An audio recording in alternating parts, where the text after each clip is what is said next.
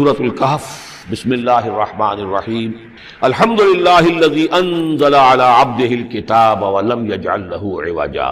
یہ پوائنٹ میں نوٹ کرا چکا ہوں کہ آخری آیت کیا تھی؟ قل الحمد للہ، کہو قل حمد اللہ کے لیے ہے۔ یہ آخری آیت تھی سورہ بنی اسرائیل کی، اور سورہ کہف کی آیت شروع ہو رہی ہے الحمد للہ الذی، گویا کہ اس حکم کی تعمیل جو ہے اس سے آغاز ہو رہا ہے اس سورہ مبارکہ کا۔ اس کو میں نے کہا تھا یہ انٹر لاکڈ ہیں دونوں صورتیں جو ہیں، جیسے آتا ہے تورات میں کہ حضرت یعقوب اپنے بھائی عیسو کی ایڑیاں پکڑے ہوئے تولد ہوئے، یہ جڑواں پیدا ہوئے تو دو بھائی عیسو اور یعقوب۔ عیسو بڑے تھے، یعنی بڑے اس معنی میں جو بھی ہوتے ہیں جڑواں، ان میں جو پہلے جس کی ولادت ہو جائے وہ بڑا ہوتا ہے، چاہے 2 منٹ کا فرق ہو 5 منٹ کا فرق ہو۔ تو اس کی ولادت کے بعد پھر حضرت یعقوب کو عقب کہتے پیچھے کو، پیچھے آنے والا یعقوب، اس لیے ان کا نام پڑ گیا ہے کہ یہ پچھلا ہے۔ جو پہلا تھا وہ عیسو تھا، عیسو کے بارے میں کچھ معلوم نہیں ان کی اولاد وغیرہ کدھر گئی، بہرحال وہ ایک علیحدہ بحث ہے۔ تو اسی طریقے سے یہ سورہ کہف جو ہے گویا کہ سورہ بنی اسرائیل کی ایڑیاں پکڑے ہوئے قرآن مجید میں وارد ہو رہی ہے۔ اس میں آپ دیکھیے الحمدللہ الذی انزل علی عبدہ، وہی اللہ تعالیٰ نے اللہ کے اپنے رسول کی جو نسبت ہے اس کو عبد کے نمایاں کیا ہے۔ کتاب نازل کی ولم یجعل لہ عوجا، اور اس میں کوئی کجی نہیں رکھی، قیما، سیدھی، ٹھیک ٹھیک، روشن، مبین، لینذر بأسا شدیدا۔ اب یہ ہے لفظ جو بہت زیادہ غور کرنے کے قابل ہے۔ اس کتاب کے حضور پر نزول کے مقاصد میں سے ایک یہ بھی ہے خبردار کر دیں ایک بہت بڑی آفت سے۔ ویسے باسن جب واحد آتا ہے تو عام طور پر اس کے معنی جنگ ہوتے ہیں، جب جمع میں آتا ہے تو سختی، مصیبت، بھوک، فاقہ، یہ سارے بأسا۔ آیت البر میں بھی ہم نے پڑھا والصابرین فی البأساء والضراء وحین البأس۔ باسا جب جمع میں آیا ہے تو فقر و فاقہ، تکلیف، مصیبت، اور حین الباس جنگ کے وقت۔ تو ان دونوں کو ذہن میں رکھیے، بہت بڑی آفت، بہت بڑی آفت، بہت بڑی آفت ایک تو ہے دجالی فتنے کی، دجال المسیح الدجال جو آنے والا ہے، جس کے بارے میں حدیث میں آتا ہے کہ کوئی نبی اور رسول ایسا نہیں گزرا جس نے اپنی قوم کو دجال کے فتنے سے آگاہ نہ کیا ہو، اور پوری انسانی تاریخ میں دجال کے فتنے سے بڑا کوئی فتنہ نہیں، اور وہ ہر بندہ مومن کے امتحان کے لیے کڑا ترین جو ہے مرحلہ آ جائے گا، سخت ترین امتحان اس کا لیا جائے گا۔ تو یہ جو سختی ہے اس کی خبر دیتے ہوئے یہ سورہ مبارکہ نازل ہو رہی ہے، اور خاص طور پر اسے باسن اگر جنگ کے معنی میں لیں تو الملحمۃ العظمیٰ، کتاب الملاحم، جو کہ آپ دیکھیں گے احادیث کی کتابوں میں پورا باب ہے کتاب الملاحم، اور اس کا تعلق بھی دجال کے ساتھ ہے، کیونکہ پھر دجال ہی کو قتل کریں گے حضرت مسیح علیہ السلام نازل ہو کر۔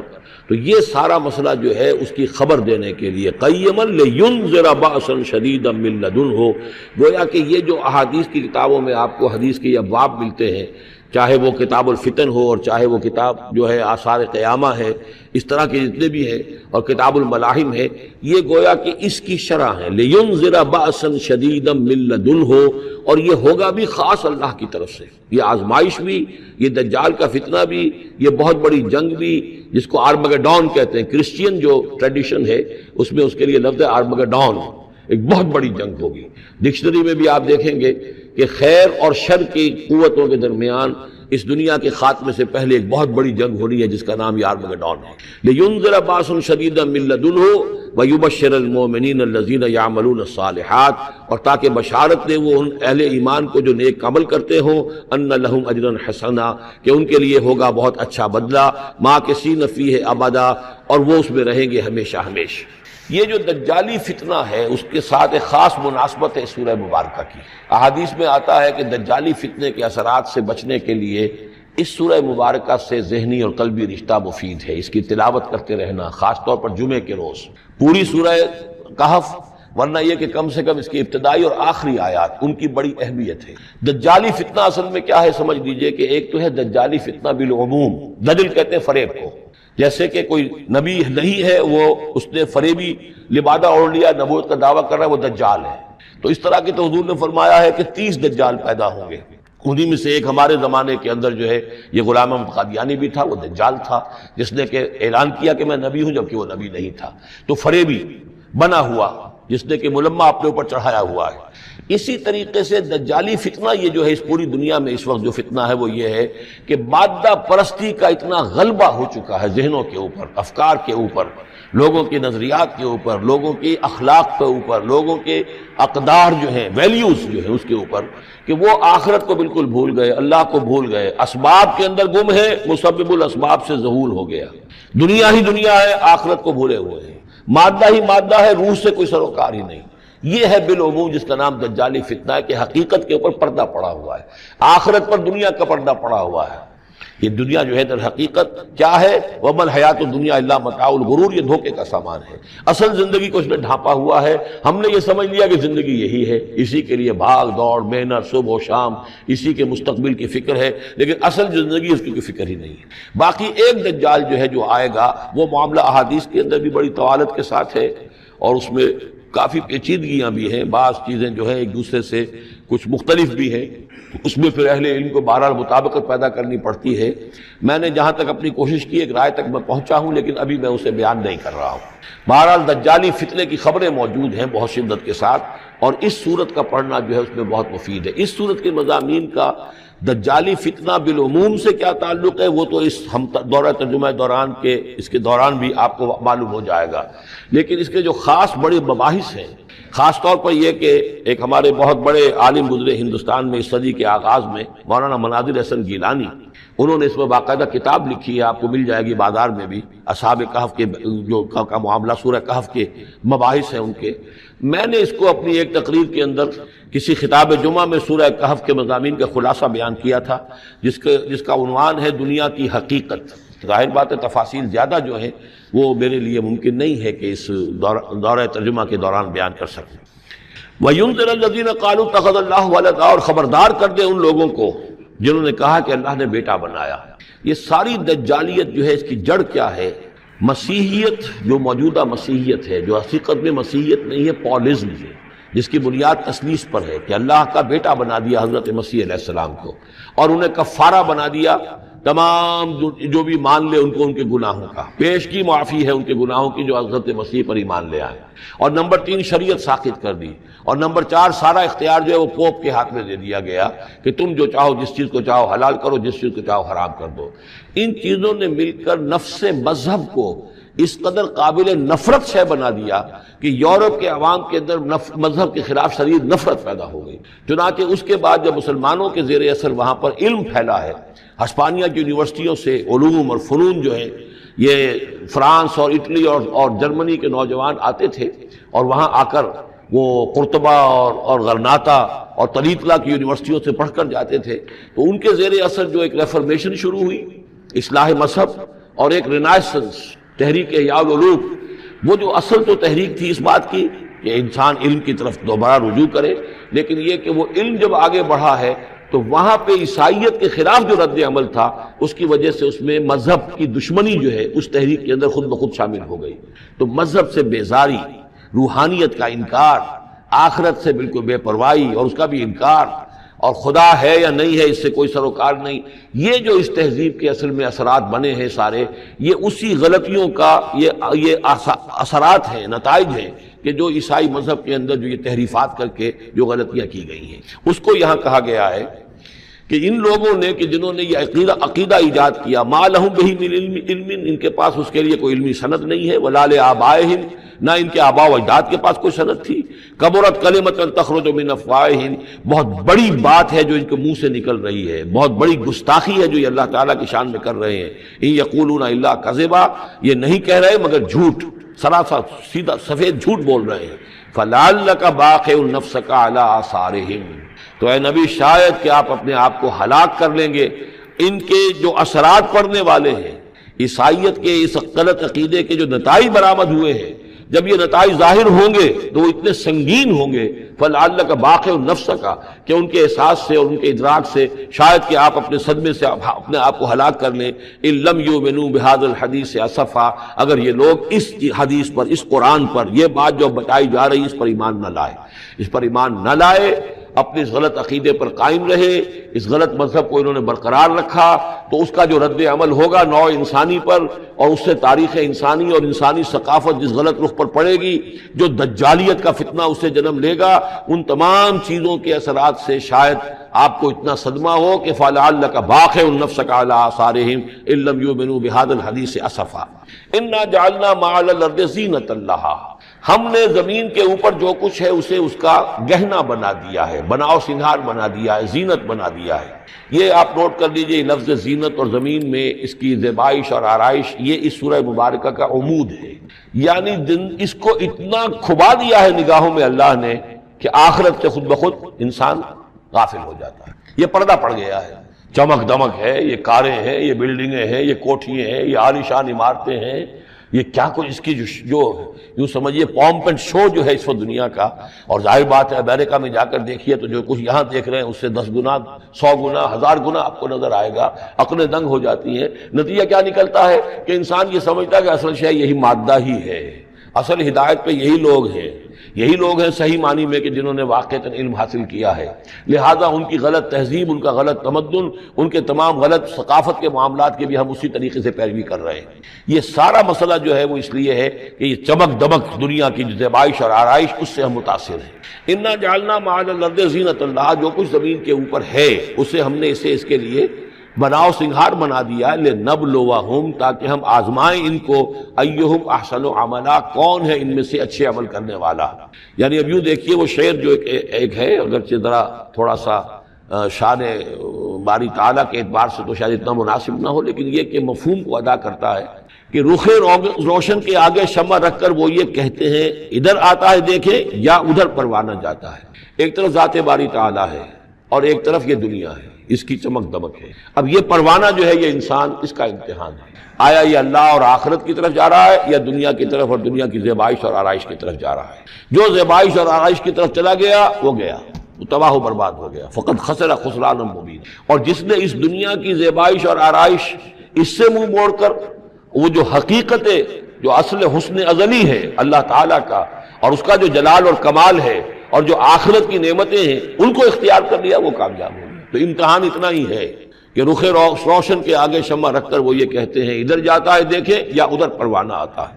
وَإِنَّا لَجَاعِلُونَ مَا عَلَيْهَا صَعِيدًا جُرُزًا، اور یہ کہ جو کچھ بھی اس پر ہے ہم ایک وقت آئے گا کہ اس کو بنا کر رکھ دیں گے جیسے کہ میدان جس میں سے کہ فصل کاٹ لی گئی ہو۔ جب قیامت ہوگی کیا ہوگا یہاں پر اسی زمین کو، نہ یہاں پہ کوئی وہ پہاڑ رہ جائیں گے کوٹ کوٹ کر چپٹی کر دی جائے گی، نہ یہ آپ کے پاس جو ہیں وہ اسکائی اسکریپرز رہ جائیں گے، نہ یہ اعلیٰ شان عمارتیں ہوں گی، کچھ نہیں ہوگا۔ یہ سب برابر ہوگا جیسے کہ کسی کھیت کے اندر فصل کاٹ دی جاتی ہے تو اب وہ پڑا ہوتا ہے ویران۔ وَإِنَّا لَجَاعِلُونَ مَا عَلَيْهَا صَعِيدًا جُرُزًا، ہم اسے کر کے چھوڑیں گے ایسا کھیت کہ جہاں پر چورا پڑا ہوا ہو، صرف بچا کھچا جو ہے وہ اس کا توڑی کا، اور کچھ نہ ہو۔ ام حسبت ان اصحاب الکہف والرقیم کانوا من آیاتنا عجبا، اب یہاں سے اصحاب کہف کی بات شروع ہو رہی ہے، کیونکہ پوچھوایا تھا یہودیوں نے اصحاب کہف کون تھے۔ کیا تم سمجھتے ہو کہ اصحاب الکہف والرقیم، رقیم جو ہے ان کی تختی تھی ایک جس کے اوپر ان کے حالات لکھ کر، جو ان کے ایک جو کہف تھی ان کی غار جو تھی اس کے اوپر لگا دی گئی تھی، تو انہیں اصحاب الکہف بھی کہتے ہیں، اصحاب الرقیم بھی کہتے ہیں، یہ دونوں انہیں ایک ہی گروہ کے نام ہیں۔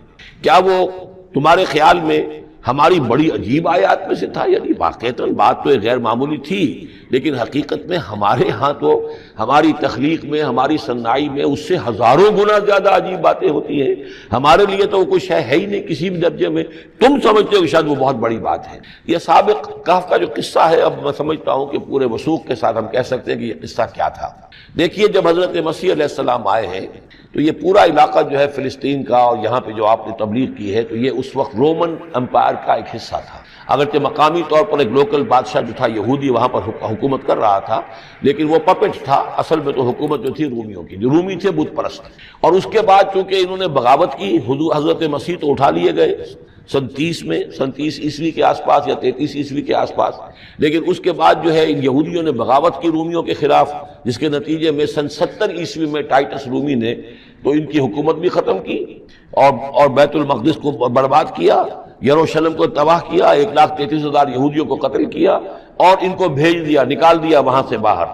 اس وقت کا معاملہ یہ ہے کہ اب کوئی اکے دکے جو بھی رہ جاتے تھے یہاں پر، کوئی یہودی یا عیسائی، یہودیوں کو تو نکال دیا، عیسائی رہ گئے، لیکن عیسائیوں پر بھی بہت ظلم ہوتا تھا۔ یہ موحد تھے، حضرت عیسیٰ کے ماننے والے، وہ بت پرست تھے۔ تو اس زمانے میں کہیں بادشاہ کوئی تھا، ڈیسیس یا دقیانوس جس کو کہتے ہیں، اس کے زمانے میں کچھ جو عیسائی تھے حضرت عیسیٰ پر ایمان رکھنے، آج کے عیسائیوں پر قیاس نہ کیجیے، جو نصارہ تھے حضرت عیسیٰ کو ماننے والے جو موحدین تھے، ان میں سے کچھ نوجوانوں کی پیشی ہوئی بادشاہ کے دربار میں۔ انہوں نے کہا کہ تم اپنے نئے دین سے اگر باز نہیں آؤ گے، اتنے دن کی مہلت تمہیں دی جا رہی ہے تو تمہیں سولی چڑھا دیا جائے گا، بس مہلت دی جا رہی ہے، جاؤ غور کر لو، سوچو۔ ان لوگوں نے آ کر سوچا کہ اب نہ تو ہمارے لیے یہ ممکن ہے کہ ہم مقابلہ کر سکیں، چلو کسی غار میں چھپ جاتے ہیں، دیکھیں اللہ تعالیٰ کیا کرتا ہے ہمارے لیے۔ وہ ایک غار میں جا کر چھپے ہیں، اور غار میں جا کر چھپے ہیں تو اللہ نے انہیں وہاں پر سلا دیا، موت تاری نہیں کہ سلا دیا۔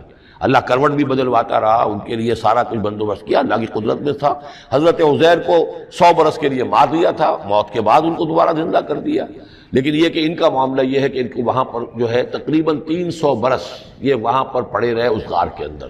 غار کی شکل کچھ خاص ایسی تھی کہ ادھر آنا جانا لوگوں کا تھا ہی نہیں، اور یہ ہے جو موجودہ ترکی کے علاقے میں شہر ایفسس ہے، اس کے آس پاس ہیں اس طرح کے غار، جیسے ایجنٹا کے غار ہندوستان کے مشہور ہیں، ایسے ہی وہاں بھی غاروں کا سلسلہ ہے، اور ہیں بھی وہ ایسے کہ ان کے دہانے جو ہیں وہ ہیں شمال کی جانب، تو دھوپ ان میں براہ راست نہیں جاتی، صرف یہ کہ ریفلیکٹڈ لائٹ تو آتی ہے لیکن یہ کہ براہ راست دھوپ نہیں جاتی، تو ایک طرح کا اندھیرا سا اس کے اندر، ٹوائی لائٹ جسے آپ کہہ لیں، وہ رہتا ہے سارا دن۔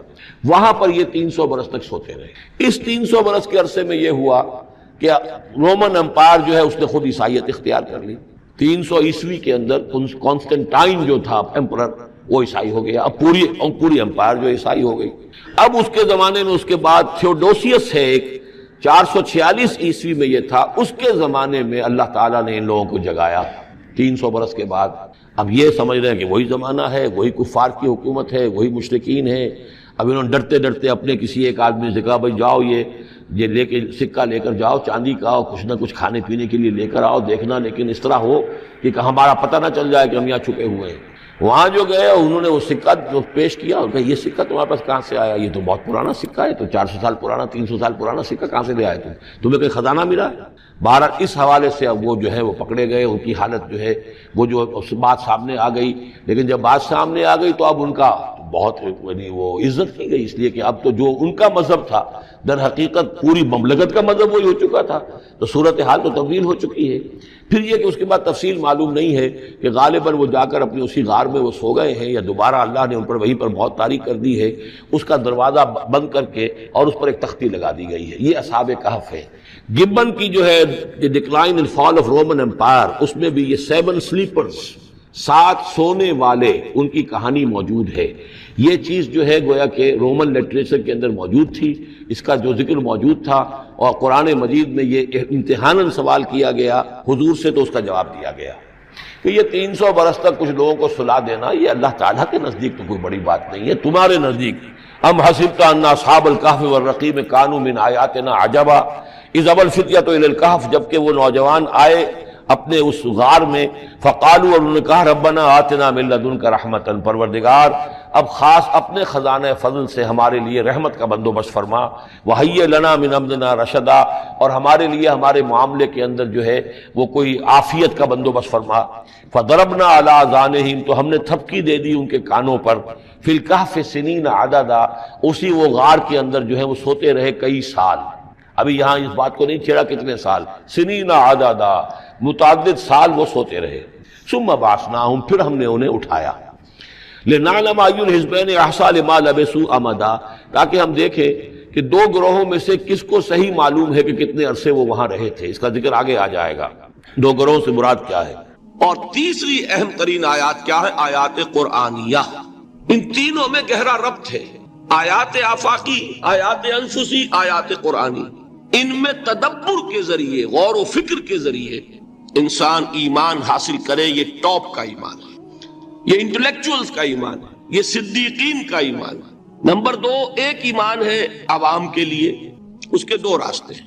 نمبر 1، صاحب یقین کی صحبت، جس کے اندر یہ ایمان پیدا ہو چکا ہو، آپ اس کے قریب رہیے، اگر بھٹی کے سامنے بیٹھیں گے حرارت پہنچے گی، اگر آپ برف کی سل کے قریب ہوں گے ٹھنڈ پہنچے گی. صاحب امین صاحب ایمان کی صحبت اختیار کریں گے ایمان سراغ کرے گا. یہ ہے عوام کے لیے صحبت. کونوا مع الصادقین، ان کی صحبت اختیار. تیسرا ذریعہ ہے جو ہمارے لیے خاص طور پر جو مسلمان پیدا ہوئے ہیں. اب ایک بچہ ہے 7 سال کا، آپ نے نماز پڑھنے کی عادت ڈال دی، پڑھ رہا، اگرچہ غیر شعوری عمر سے شروع کر دیا اس نے، روزہ رکھتا ہے، 9 برس کا ہو گیا روزہ رکھنا شروع کیا.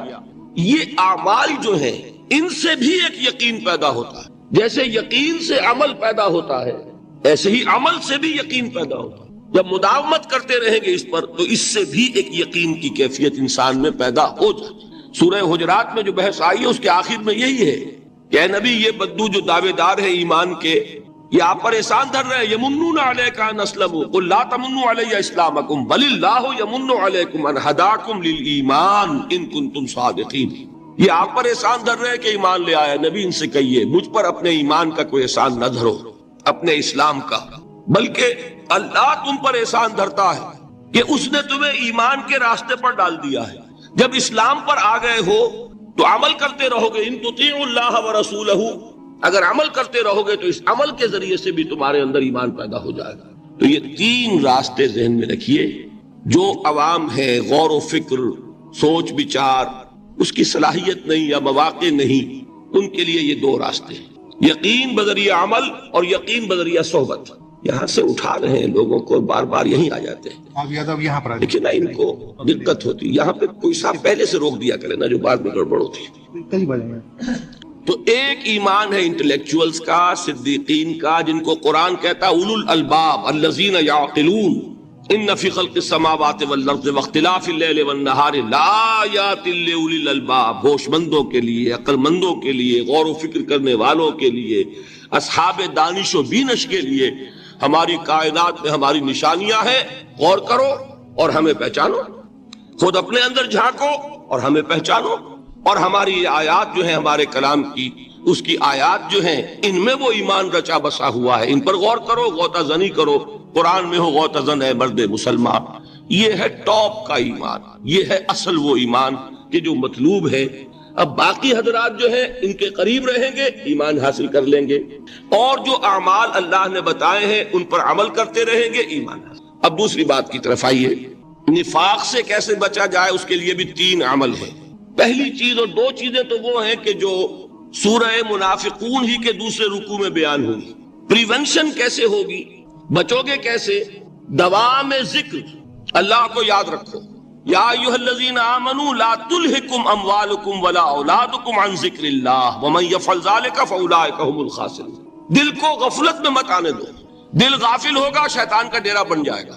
وہ دوام ذکر میں، البتہ یہ ذہن میں رکھیے کہ دوام ذکر کا ذریعہ کیا ہے، اس میں مغالتے ہیں لوگوں کو. جو سب سے بڑا ذکر ہے اس کو بھولے ہوئے ہیں، اور جو تیسرے چوتھے نمبر کا ذکر ہے اس کو سمجھ بیٹھے ہیں کہ بس یہی ذکر ہے. سب سے بڑا ذکر، مجسم ذکر قرآن ہے.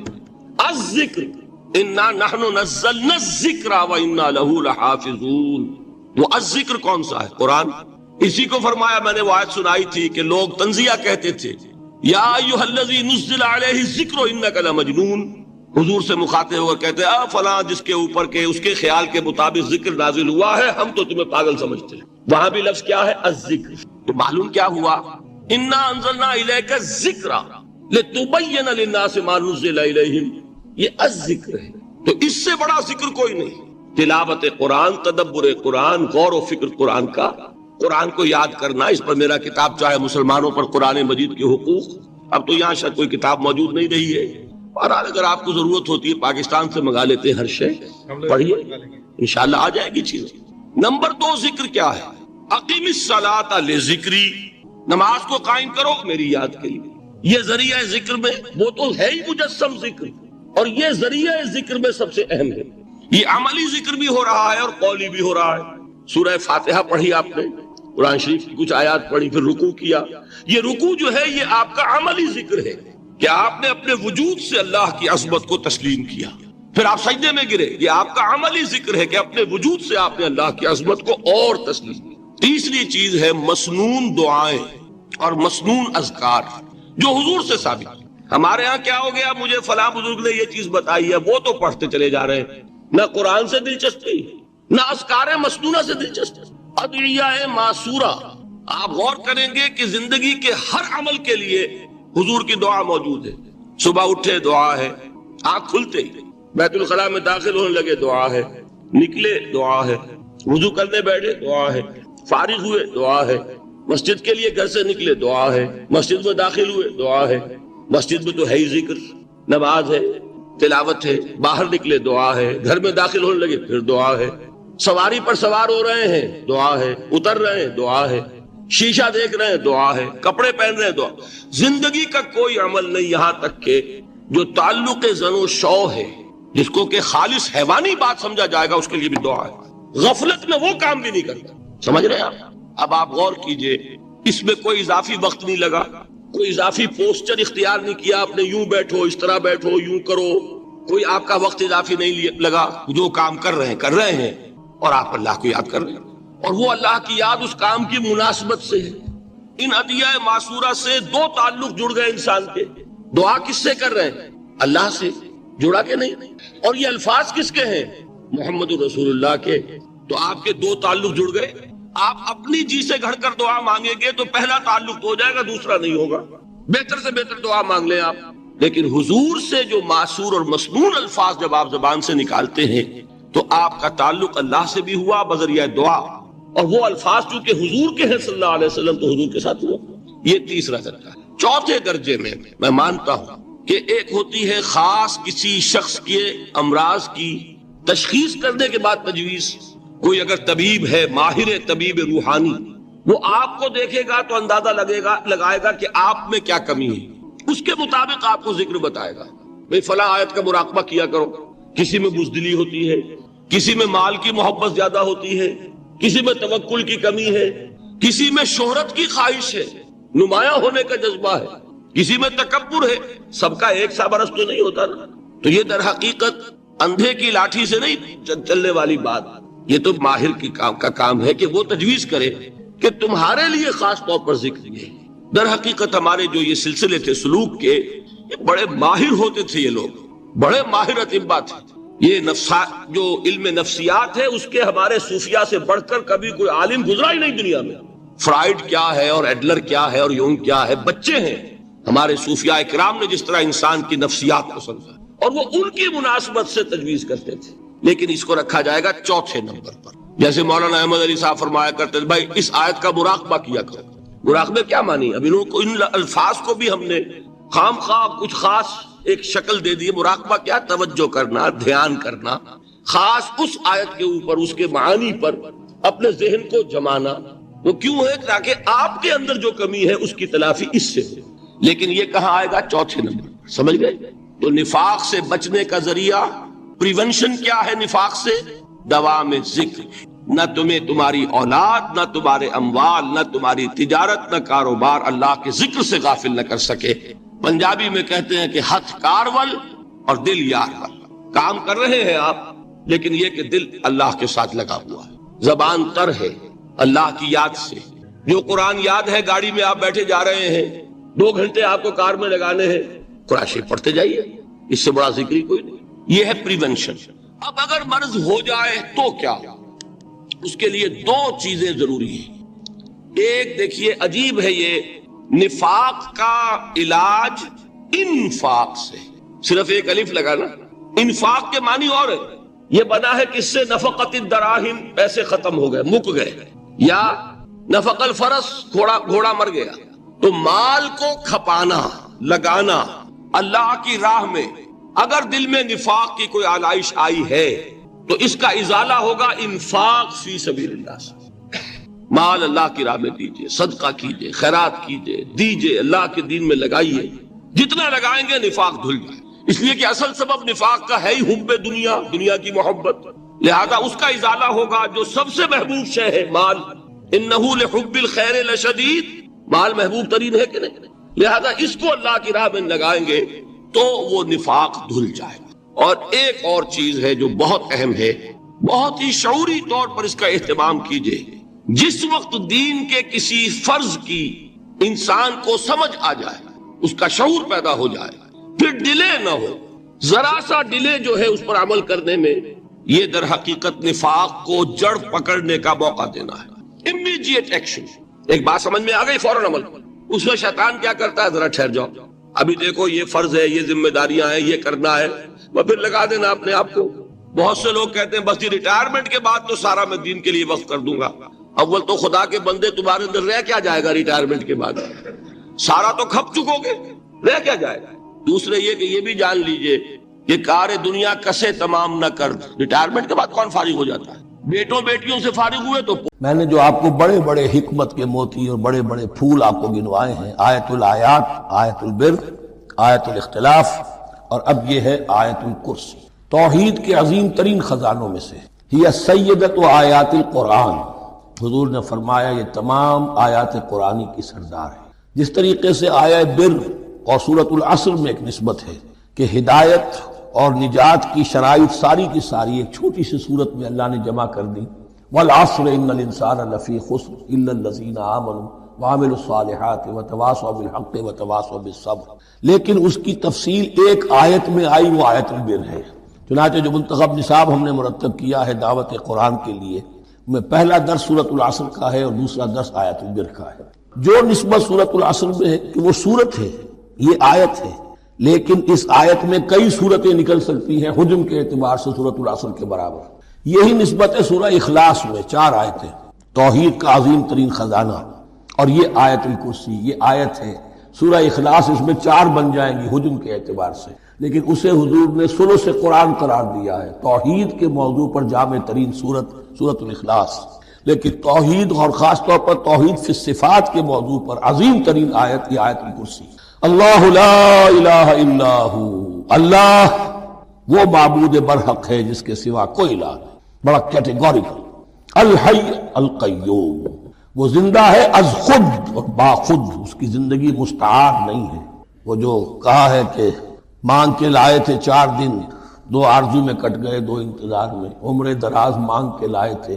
اللہ کی زندگی ہے اس کی از خود زندگی، کسی کی دی ہوئی نہیں، اور اس زندگی میں کوئی ضعف نہیں، کوئی کمزوری نہیں، کوئی احتیاج نہیں. آگے آ جائے گا، نہ اسے نیند آتی ہے نہ اونگ آتی ہے. قیوم، خود اپنی جگہ وہ زندہ جاوید ہستی ہے، اور باقی ہر شے کا وجود اس کے حکم سے قائم ہے. کوئی شے قائم نہیں ہے بغیر اس کے اذن کے. تو گویا کہ احد اور الصمد، اللہ اپنی جگہ احد، لیکن باقی پوری کائنات کے لیے صمد ہے. جو سورہ اخلاص میں 2 الفاظ آئے ہیں، قل هو اللہ احد اللہ الصمد. اللہ حی ہے اور قیوم ہے. لا تأخذہ سنۃ ولا نوم، اس پر غالب نہیں ہو سکتی نہ نیند نہ اونگ. لہ ما فی السماوات و ما فی الارض، آسمان اور زمین میں جو کچھ ہے اسی کا ہے. ملکیت تامہ، ملکیت حقیقی اس کی ہے. من ذا الذی یشفع عندہ الا باذنہ، کون ہے وہ جو شفاعت کر سکے اس کے پاس مگر اس کی اجازت سے. اب یہ مقام آیا ہے سورہ بقرہ میں پہلی مرتبہ. 3 مرتبہ کیٹیگوریکل ڈینائل کے بعد کوئی شفاعت نہیں، کوئی شفاعت نہیں، کوئی شفاعت نہیں. یہاں بھی جو انداز ہے بہت ہی جلالی انداز ہے. منظر نبی، کس کی یہ حیثیت ہے، کس کا یہ مقام ہے، کس کو یہ زور حاصل ہے کہ وہ اپنے اختیار کے بل پر، جو اپنی حیثیت کی بنیاد پر شفاعت کر سکے؟ ہاں، جس کے لیے اللہ اجازت. استثناء کے ساتھ شفاعت کا یہاں پر پہلی مرتبہ آیا. ورنہ سورہ بقرہ کے 6 رکوع کی دوسری آیت، وَاتَّقُوا يَوْمًا لَا تَجْزِي نَفْسٌ عَن نَفْسٍ شَيْئًا وَلَا يُقْبَلُ مِنْهَا شَفَاعَةٌ وَلَا يُؤْخَذُ مِنْهَا عَدْلٌ وَلَا هُمْ يُنصَرُونَ. 15ویں رکوع کی دوسری آیت، وَاتَّقُوا يَوْمًا لَا تَجْزِي نَفْسٌ عَن نَفْسٍ شَيْئًا وَلَا يُقْبَلُ مِنْهَا عَدْلٌ وَلَا تَنفَعُهَا شَفَاعَةٌ وَلَا هُمْ يُنصَرُونَ. اور اب اس سے پہلے کی آیت میں آ چکا ہے وَلَا شَفَاعَةٌ، کوئی شفاعت مفید نہیں ہوگی. لیکن یہ کہ اس میں ایک استثناء ہے. اب یہ ذرا باریک مسئلہ ہے کہ شفاعت حقہ کیا ہے، شفاعت باطلہ کیا ہے. تو دورہ ترجمہ قرآن میں اتنی تفاصیل کے ساتھ بحث نہیں کی جا سکتی، وہ ایک علیحدہ موضوع ہے. حال ہی میں نے اس پر اپنے درس ریکارڈ کرا دیے ہیں. یعلم ما بین ایدیہم وما خلفہم، وہ جانتا ہے جو کچھ ان کے سامنے اور جو اس کو پیچھے ہے. عام طور پر دنیا میں ہم سفارش کرتے ہیں تو کہتے ہیں کہ بھئی میں جانتا ہوں اس شخص کو بہتر. اصل میں جیسا کچھ یہ نظر آتا ہے ویسا نہیں ہے، یا جیسا کچھ فیکٹس آن دی فائل آ گئے ہیں وہ بڑے ہی ڈیسیونگ ہے. اصل حقائق کچھ اور ہیں اس کیس کے، وہ میں آپ کو بتاتا ہوں. یہ بات اللہ کے سامنے کون کہہ سکتا ہے، جبکہ اللہ تو جانتا ہے جو کچھ ان کے سامنے اور جو کچھ ان کے پیچھے ہے. اور ان کا حال یہ وَلَا يُحِيطُونَ بِشَيْءٍ مِّنْ عِلْمِهِ إِلَّا بِمَا شَاءَ، اور وہ احاطہ کر ہی نہیں سکتے اللہ کے علم سے کسی شے کا سوائے اس کے جو اللہ چاہے۔ باقی ہر ایک کے پاس علم جو ہے اللہ کا عطائی علم ہے، دیا ہوا علم ہے، محدود علم ہے، بڑے سے بڑا رسول ہو، بڑے سے بڑا ولی ہو، بڑے سے بڑا فرشتہ ہو۔ لا علم لنا الا ما علمتنا، ہم پڑھائیں چوتھے رکوع میں، تو کون کہہ سکتا ہے؟ من ذا الذی یشفع عنده الا باذنہ یعلم ما بین ایدیہم وما خلفہم ولا یحیطون بشیء من علمہ الا بما شاء وسع کرسیہ السماوات والارض۔ اس کی کرسی تمام آسمانوں اور زمین کو محیط ہے۔ اب کرسی کے دو مفہوم یہاں ہو سکتے ہیں، ایک یہ کہ اس سے جو معنی مراد ہے یعنی اس کا اقتدار، اس کی قدرت، اس کا جبر، اس کا اختیار، یہ اتھارٹی پوری کائنات کا۔ ایک یہ بھی ہو سکتا ہے کہ اللہ تعالیٰ کے لیے ہم نہیں جان سکتے، یہ آیات متشابہات میں سے ہے کہ کوئی شے بھی ہو واقعتاً جس کو ہم اسے کرسی کہہ سکیں۔ عرش، کرسی، ان سب کے بارے میں یہ دونوں باتیں ذہن میں رکھیے۔ یہ بھی ہو سکتا ہے کہ ان کی کوئی مجسم حقیقت ہو جو ہمارے ذہن سے، ہمارے تخیل سے ماورا ہے، اور یہ بھی ہو سکتا ہے اس سے استعارہ مراد ہو۔ تو اللہ کے حصے میں تو ہاتھ ڈال لیں گے، وہ چھوٹے معبود کے حصے کو نہیں چھیڑ سکتے، اس لیے کہ اس کا تو وہ جس کو پنجابی میں کہتے ہیں کہ رب نیڑے کے سن، وہ تو ان کا مکہ تو قریب ہے، وہ اللہ تو دور ہے، بلکہ یہاں تک کہ پھر جو اللہ کا حق ہے وہ تو ان کو مل جائے گا، ان کے حق میں شامل ہو جائے گا، لیکن جو ان کا حق ہے وہ اللہ کے حق میں شامل نہیں۔ یہ ساری جو ہے آخری جو اس بیماری کی جو تیسری سٹیج ہے، اس سب کا تذکرہ سورہ انعام کے اندر موجود ہے۔ یہ سفارش نے اصل میں دنیا میں عقائد اور مذاہب کی دنیا میں جو تدریجاً توحید کی جڑ کاٹ کفر اور شرک کی شکل اختیار کر دی، اس کی نفی کے لیے قرآن مجید میں اب آپ دیکھتے ہیں کہ شدت کے ساتھ شفاعت کا انکار۔ لیکن اس سے بھی پہلے میں ایک اور بات واضح کروں گا، قرآن مجید کو آپ پڑھیے تو زور ہے عمل پر۔ میں اس وقت صرف 3 آیتیں سورہ نجم کی پڑھوں گا۔ لیس للانسان الا ما سعى وان سعيه سوف يرى ثم يجزاه الجزاء الاوفى۔ نہیں ہے انسان کے لیے مگر صرف وہ جس کے لیے اس نے خود محنت کی، ہاں اس کی محنت اس کے سامنے رکھ دی جائے گی، وہ دیکھ لے گا، دکھا دی جائے گی۔ جیسے کہ فرمایا فَمَن يَعْمَلْ مِثْقَالَ ذَرَّةٍ خَيْرًا يَرَهُ وَمَن يَعْمَلْ مِثْقَالَ ذَرَّةٍ شَرًّا۔ معلوم ہوا کہ سارا دار و مدار جو ہے انسان کا، کامیابی کا، فوز و فلاح کا، وہ تو انسان کے عمل پر ہے، محنت پر ہے، مشقت پر ہے، جد و جہد پر ہے۔ لیس للانسان الا ما سعى، یہ تو ہے قرآن مجید کی جو مین تعلیم آپ کہیں گے، 90% کو اگر آپ دیکھیں گے تو وہ یہی ہے، لیس للانسان الا ما سعى وَسَعْيُهُ سَوْفَ يُرَىٰ۔ لیکن اس کے ساتھ ہی آپ کو قرآن مجید میں بھی یہ بات بھی معلوم ہو جائے گی کہ کسی نیکی کی توفیق بھی انسان کو از خود حاصل نہیں ہوتی جب تک اللہ کی توفیق بھی۔ معلوم ہوا کہ اس میں لیس للانسان الا ما سعى، وہ جو ایک یوں سمجھیے کہ ایک اصول موضوع ہے، اصل وہی ہے، جڑ وہی ہے، بنیاد وہی ہے، لیکن وما تشاءون الا ان یشاء اللہ، تمہارے اندر یہ ارادہ کا پیدا ہونا، تمہارے اندر اس جذبے کا ابھرنا، تمہارے اندر خیر کا داعیہ بیدار ہونا، تمہارے اندر اچھے جذبات کا نشو و نما پانا، یہ بھی تو اللہ کی توفیق سے۔ نمبر 2، حضور کی حدیث اب آپ کو سنا رہا ہوں، کوئی شخص جنت میں محض اپنے عمل پر نہیں جا سکے گا۔ اور یہ ایسا کیٹیگوریکل سٹیٹمنٹ تھا کہ میں یہ کہا کرتا ہوں، آپ نے بارہا سنا ہوگا میری زبان سے، کہ بڑی ہمت اور جرت سے کام لیا کسی صحابی نے جو حضور سے پوچھ لیا کہ کیا حضور آپ بھی؟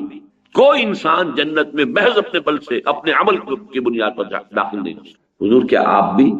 فرمایا ہاں میں بھی، الا ان یتغمدنی ربی برحمتہ، جب تک میرا رب اپنی رحمت سے مجھے ڈھانپ نہ دے، اپنی رحمت کے سائے میں نہ لے لے، میں بھی جنت میں داخل ہوں۔ اب ان 2 انتہاؤں کو آپ نے دیکھ لیا، اس کا نتیجہ میں بعد میں نکالوں گا، نتیجہ کیا نکلتا ہے، لیکن میں اسی کے حوالے سے شفاعت کا مسئلہ حل کرتا ہوں۔ قرآن مجید ایک طرف تو ان آیات کو آپ دیکھیے، اپنے ذہن میں رکھیے کہ جس میں کیٹیگوریکل ڈینائل ہے، ایبسولوٹ کیٹیگوریکل ڈینائل، کوئی شفاعت قیامت میں نہیں، قرآن مجید میں آیا۔ چنانچہ کفار و مشرکین کی بات تو چھوڑ دیجئے، وہ تو بار بار قرآن میں آیا ہے، بار بار آیا ہے۔ ان کا جو تصور تھا شفاعت باطلہ کا تھا، اس کی نفی تو کی گئی ہے ہر جگہ پر۔ اب میں یہاں مسلمانوں سے جو بات کہی گئی ہے وہ بتا رہا ہوں۔ ایک سابقہ امت مسلمہ، یہ الفاظ جو ہیں یہ میں نے ہی عام کیے ہیں کہ سابقہ امت مسلمہ بھی ایک تھی اور ابھی تک موجود ہے ان ایگزائل، جیسے کہیں کا کوئی بادشاہ ہو اور وہ کہیں جلا وطن ہوا ہو، لیکن موجود تو ہے سابقہ امت مسلمہ، یہود۔ اور بعض اعتبارات سے آپ اپنے آپ سے اگر تقابل کریں گے تو ان کا پلڑا بہت بھاری ملے گا. وہ جو غالب نے کہا تھا کہ ریختہ کہ ایک تم ہی استاد نہیں ہو غالب، سنتے ہیں اگلے زمانے میں کوئی میر بھی تھا. ہم ہی تو نہیں امت مسلمہ، اگلے زمانے میں کوئی اور امت بھی تھی اور وہ بھی موجود ہے آج تک.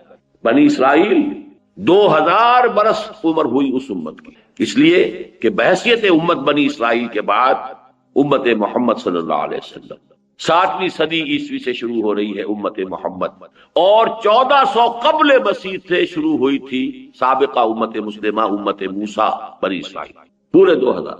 اور مزید یہ کہ قرآن مجید اپنی عظمت کے اعتبار سے تمام کتب سابقہ پر حاوی ہے، زیادہ بھاری ہے، مہیمنن علیہ ہے، لیکن تعداد کے اعتبار سے تو ہم 4 کتابوں پر ایمان رکھتے ہیں نا، جن میں سے 3 وہ ہیں جو سابقہ امت کو دی، تورات، زبور، انجیل. نمبر 3 1400 برس، اور اس کو خاص طور پہ اس لیے میں نوٹ کرایا کرتا ہوں کہ 1400 برس آج ہماری عمر ہوئی ہے امت مسلمہ کی. 1400 برس 15ویں صدی شروع ہوئی ہے ہجری، 17واں سال ہے.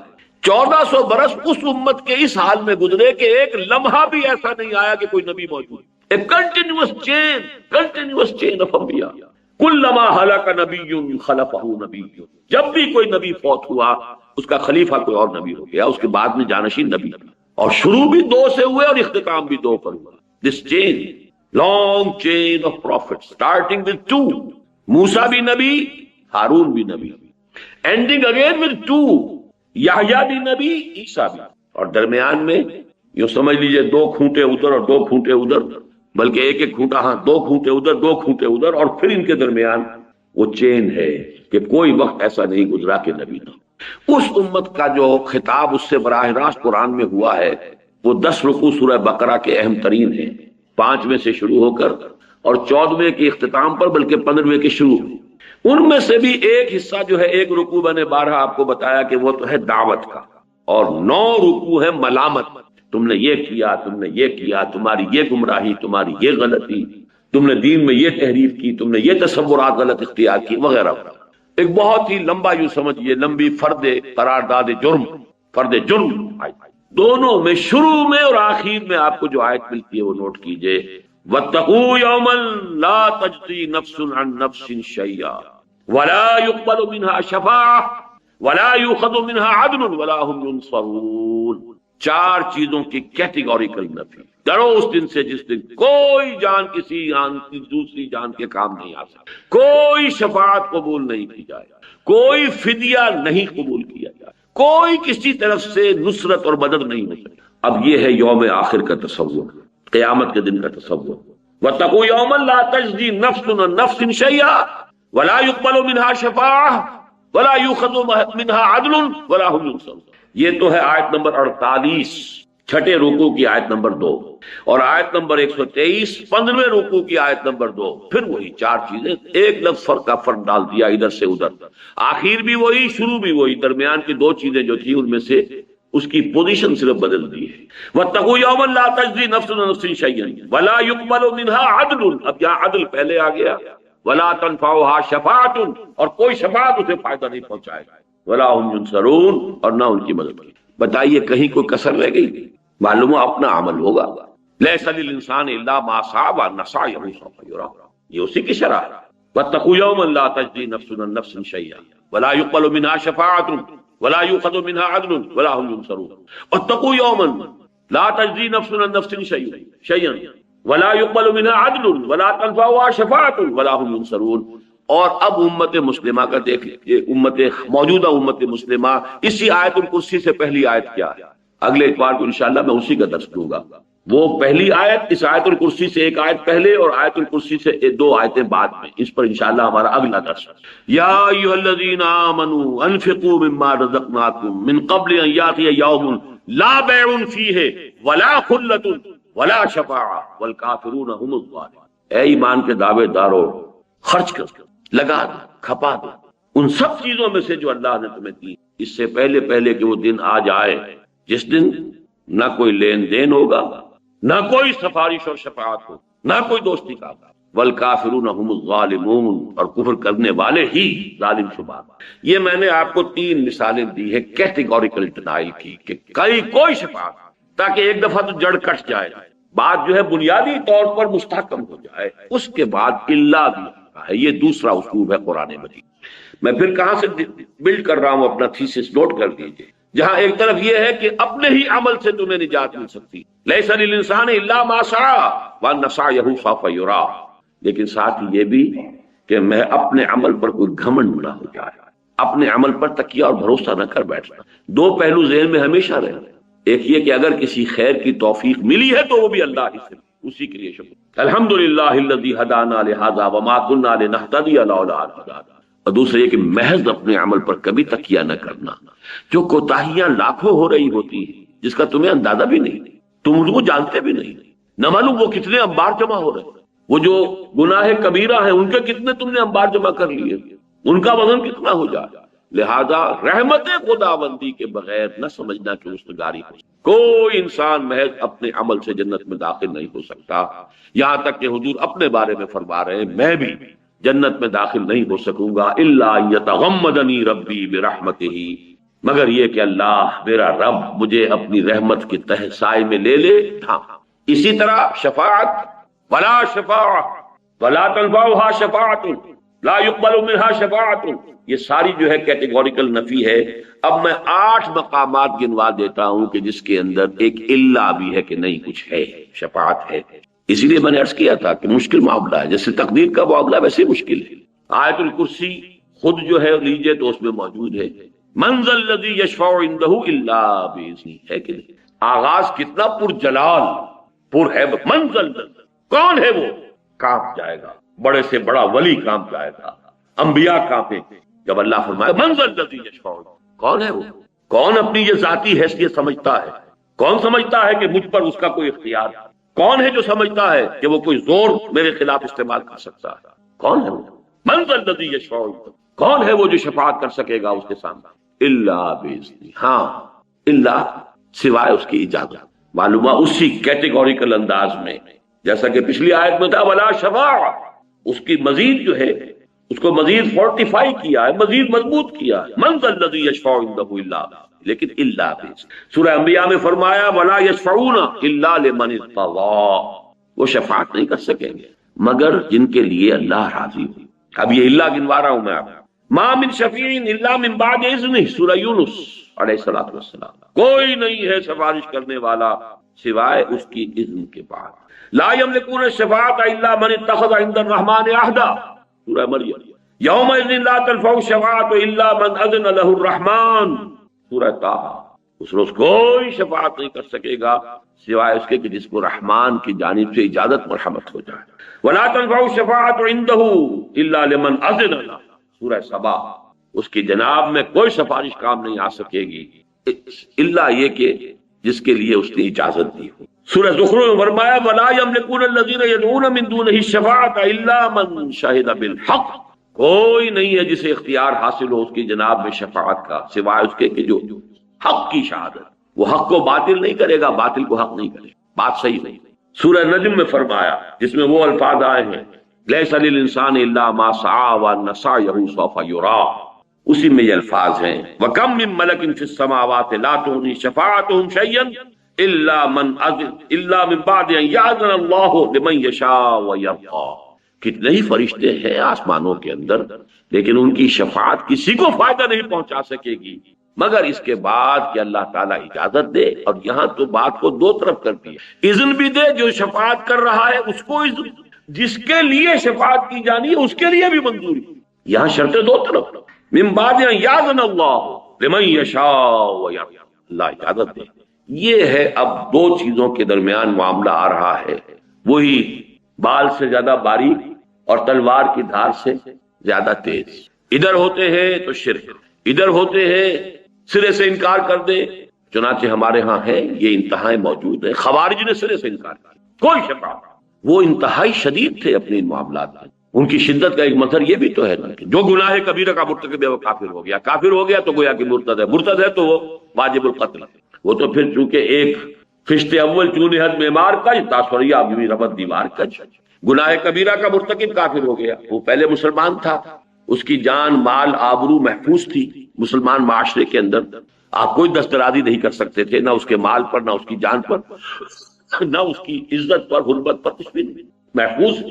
لیکن جب مرتد ہو گیا تو اب اس کا خون بھی مباح ہے، قتل کر سکتے ہو، اس کا مال بھی مباح ہے، سارا کا سارا مال تم جو ہے لے سکتے ہو، اس کی بیوی بھی وہ بھی حلال ہو گئی تمہارے اوپر، اسے اپنی کنیز بنا سکتے۔ اور یہ بھی جان لیجئے کہ انتہائی نیک لوگ تھے، بڑے عابد لوگ تھے۔ ظاہر ہے جن کا معیار یہ ہو کہ جو گناہ کبیرہ کرے وہ مرتد ہے، مرتد واجب القتل ہے، مباح الدم ہے، اس کا مال بھی، اس کی حرمت، اس کی ہر چیز جو ہے آپ کے لیے حلال ہو گئی، وہ اگر ایسے لوگ کہیں رہ رہے ہو تو وہ خود کتنے نیک ہوں گے۔ تو نیکی اپنی جگہ پر ہے، اور اعتدال اور توازن اپنی جگہ۔ یہاں میں توازن کی بات کر رہا ہوں، اعتدال